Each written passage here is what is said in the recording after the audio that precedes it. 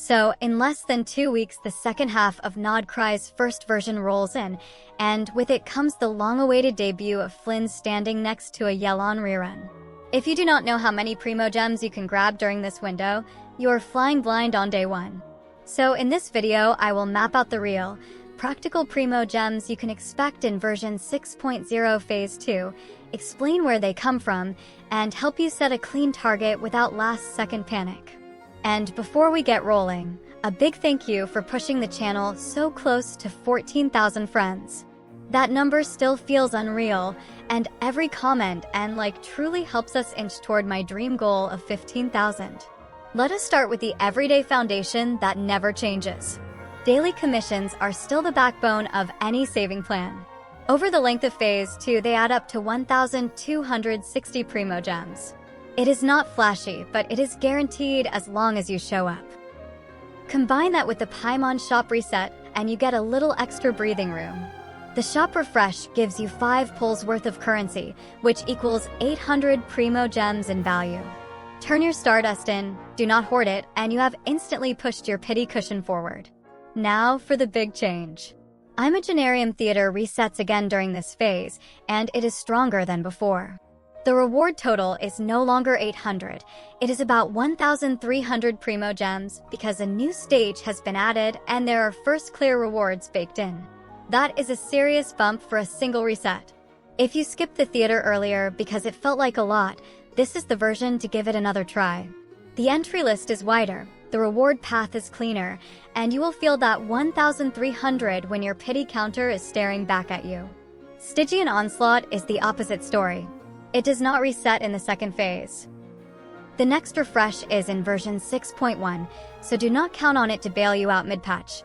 One reset you can count on is the Spiral Abyss. It turns over once during the second phase, and that is 800 more Primogems if you full clear. If you do not stress, have still pay. Take what you can and keep moving. The anniversary rewards are split neatly across the phase line. There will be 4 males with 400 Primogems, each starting on September 28. Since Phase 2 starts on September 30, half of that bundle lands in the first half of the patch and half lands while we are inside Phase 2, which means you can safely count 800 Primogems from the mailbox here. On top of that, beginning October 1st, there is a check-in event that hands out a total of 10 pulls, equal to 1,600 Primogems of value across the event days. These 2 anniversary rewards also include a Sanctifying Elixir and a Dust of Enlightenment, which are small but welcome bonuses for your artifact and enhancement path. Make a note to log in daily during that week. Events in Phase 2 are a nice mix of co-op chaos and chill exploration.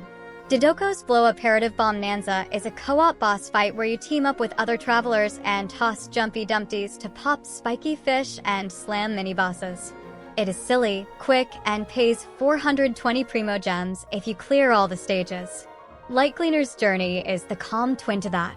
It is a photography event that sends you to set locations to capture specific scenes.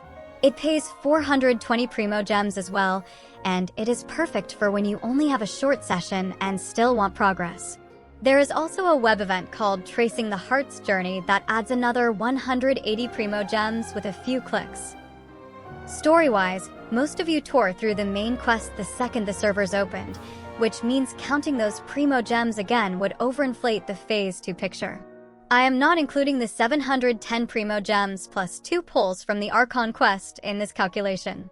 For other quests, I am assuming most accounts still have a few side tasks left. A realistic estimate here is around 250 Primogems in Phase 2 from leftover world quests and short chains. While you do those, exploration will naturally fill in some gaps. We all play at a different pace, but for an average player who did not go for 100% on day 1, expecting about 1,300 Primogems from exploration during the second half feels fair. That includes chests you missed, oculi you did not offer yet, and everything else you missed.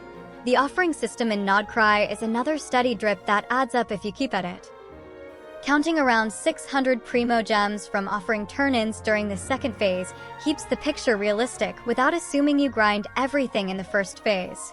Achievements for small milestones will pick up the slack. A clean leftover estimate here is around 120 Primogems. You will see those pop naturally as you test teams and explore. Do not forget the version 6.1 special program. It happens during the second phase, and it drops 3 codes worth 100 Primogems each. That is 300 free Primogems, but the timers are strict. Redeem them the second you see them. I always post the codes on my channel right when they go live. If you subscribe here, you will not miss a code window again. There are no update maintenance Primogems during this phase. Those will arrive in version 6.1 phase 1, so do not count them now. Put it all together, and the free-to-play total for version 6.0 phase 2 comes out to about 10,150 Primogems, which is roughly 63 pulls. If you add the blessing of the Welkin Moon during this phase, that gives 90 Primogems per day across 21 days, which is 1,890 more. That lifts the phase total to about 12,040, or roughly 75 pulls. That is still a very strong amount for a single half patch. It is not just new region magic. It is the combination of a theater reset that hits harder than before, the anniversary splitting a full set of mailbox gifts right across our dates, a check-in event that gifts the full 10 wishes, 2 in-game events with decent payouts, a web event on top, and the reliable staples like dailies, abyss, and exploration. Here's the practical take. Flins and Yelan actually shine together, so if your plan and Primogems allow it, aiming for both is a smart path. Yelan's off-field hydro applies smoothly to Flins's Luna-charged playstyle. You get constant Luna-charged uptime, clean rotation timing, and a team that scales well into new content. If you can only choose one first, grab the one your account is missing most, then reassess once you see where your pity lands. But if you can secure both across the phase, you lock in a flexible core that handles bosses, waves, and exploration without fuss. And whatever you choose, do not forget to have fun. It is a game, and the best pull is the one that makes you want to log in tomorrow. A quick word of caution, so expectations stay healthy. The amounts I shared for exploration, offerings, and leftover quests are averages built to help most players think clearly. Your actual results will vary. If you love combing every corner on day 1, you might have less left in phase 2. If you took your time and focused on story, you might have more. Treat the totals as a realistic map, not a promise. If you are behind the curve on Abyss, count what you usually clear, not the full 800. Have still matter. Do not beat yourself up for not being perfect. We care about progress, not perfection. If this breakdown helped you draw a clean line through the second half of the patch, let me know in the comments who you are pulling for in phase 2. Are you saving for Flins? Are you loyal to Yelan? Are you holding everything for version 6.1? I try to read every comment, and I love seeing how different our plans are.